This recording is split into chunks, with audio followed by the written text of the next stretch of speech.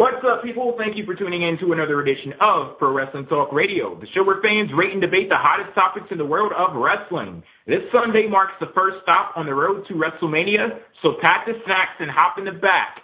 I'm Jay, and joining me on this road trip in the PWTR car is Charlie. Hello, Jay. Hi.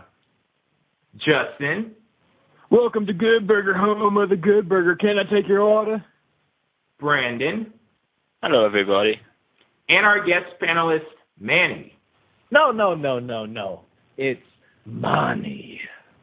Okay, I'm not saying it like that.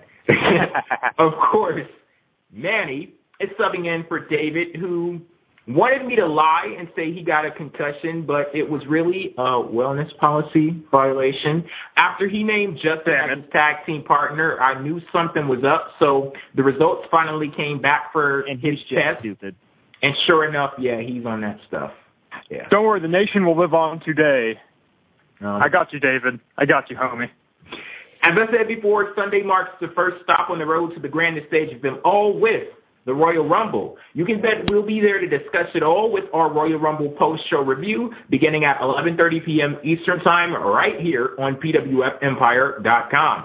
As far as this show tonight is concerned, we'll be delivering a preview of the Royal Rumble, discussing the build-up for the show, our expectations, what we think is going to happen, and what we want to happen. And you're more than welcome, even encouraged, to join in on the fun in the comment section on PWF Empire and with the hashtag PWTR on Twitter, because as always, the conversation continues both on and off air.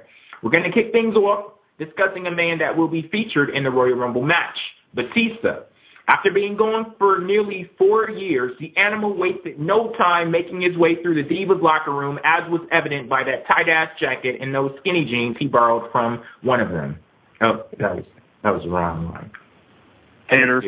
Anyway, after being gone for nearly 4 years, the animal wasted no time making his intentions known. While standing face-to-face with Randy Orton, Batista stated that he is back for one reason: to become the WWE World Heavyweight Champion of Undisputed Champions of the longest fucking name ever champion. The anticipation for Batista's return was definitely at a fever pitch going into the show. So what are your thoughts on actually seeing him back in the flesh? Came off well for the crowd. You know, they really loved it. But I'm not a big Batista guy. His promo, I thought, was kind of awkward and definitely needs to kind of get back into things. But, you know, that was kind of Batista, so I can't really expect him. I can't call it rusty because that was kind of what he always was. As far as him destroying Del Rio, that was fine, I guess. Again, I don't really love you get in this, like, Twitter war and then they just feed the guy to you. It kind of sends a bad message to the locker room. But we're going to run with it. We're going to push this guy, and that's fine. Came off well for the crowd. They seem to enjoy it. People enjoy it, so I guess it's there for a reason. Definitely not there for me. But overall, I thought it was well executed. I have to disagree with that, man. Like, I was, like, so looking forward to seeing Batista on my TV again. But his moment was kind of deflated to me because we spent so much time during that first promo dealing with Randy Orton and his whole deal with Triple H that when Batista came out, it was kind of an afterthought. It took me by surprise, at least. I was so invested in the Randy Orton and Triple H promo that I hadn't even built up any excitement for Batista at that point. And then when he came out and destroyed Del Rio, it was whatever. We all knew that was going to happen. We expected it as soon as Del Rio's match was over. So, to me, his return kind of fell on his face. I personally enjoyed his return. His opening promo with Randy Orton was basic, a short, sweet to the point, like it should have been, because Batista's not a talker. He just makes his actions take over more than anything else.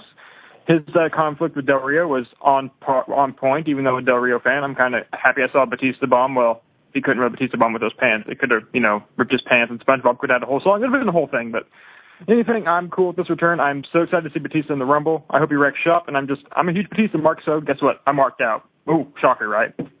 Yeah, I didn't really, I'm a big fan of Batista, or was, so when he came back, I was like, yeah, Batista, but then he started doing his promo, and I was like, maybe not. Like, he's gone to do an actor. He became an actor. Like, I was expecting a little bit better, if I'm being honest. I'm like, all right, has some acting experience. Hopefully he comes back to do a hell of a promo. He didn't do it, so that sort of made me a little disappointed. And then his powerbomb, like, why did he wear skinny jeans? I want to see him go down with the powerbomb. He didn't do it because of those jeans. And I'm like, damn it, Batista, what are you doing? So, I don't know, hopefully he stops wearing those skinny jeans and starts, like, getting back into wrestling instead of trying to be like that Hollywood guy. So, yeah.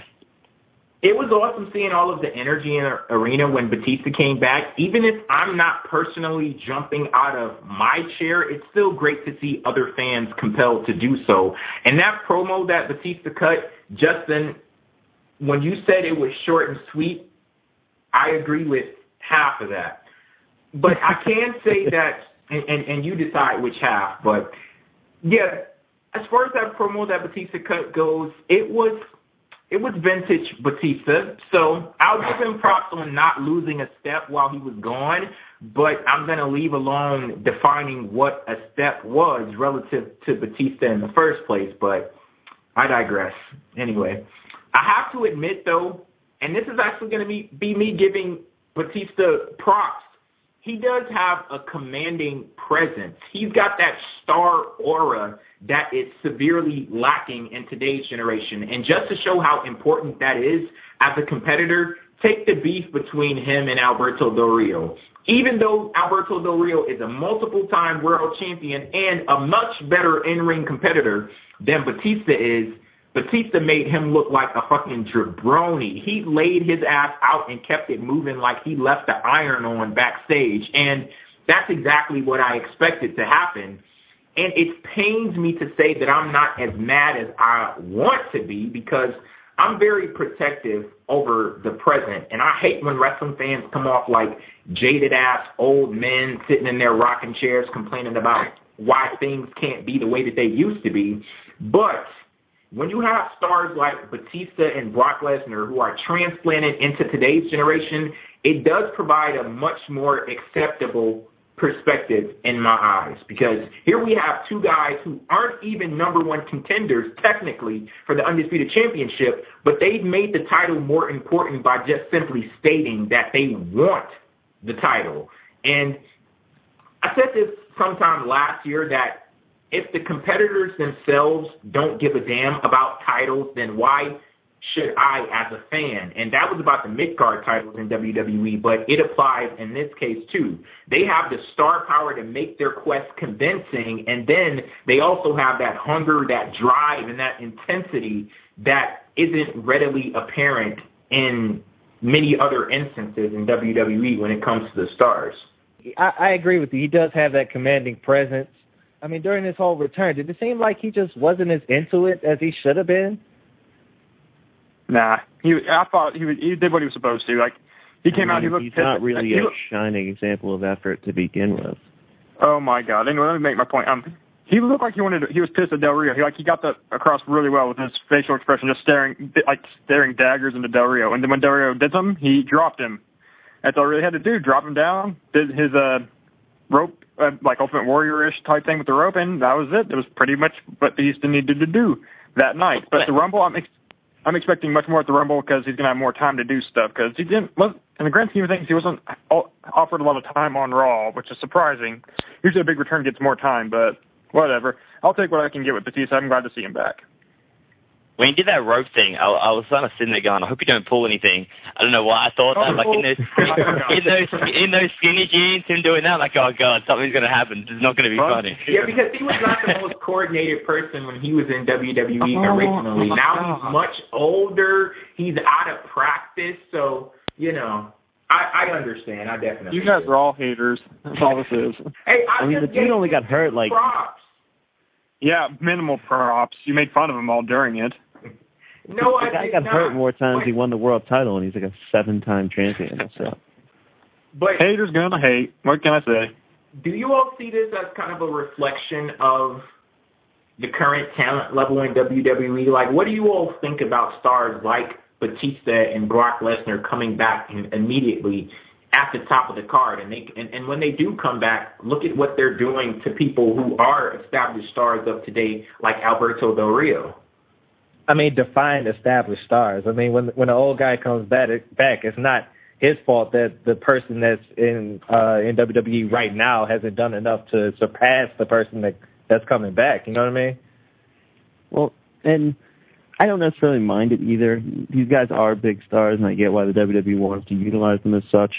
You know, when they come back, they do go face to face with these guys, and we've seen with Brock Lesnar, he's gone face to face, he's lost to a lot of these guys, or they putting up a hell of a fight. You know, Punk, you legitimately thought he was going to win that match. So I think that with this Del Rio segment, you know, stuff like that is kind of just for the fans to kind of get their moment of their finisher, kind of like they always do with Austin. But we've seen when these guys actually get in the ring, the people whom they are standing across from do look very good when they're in the match with them.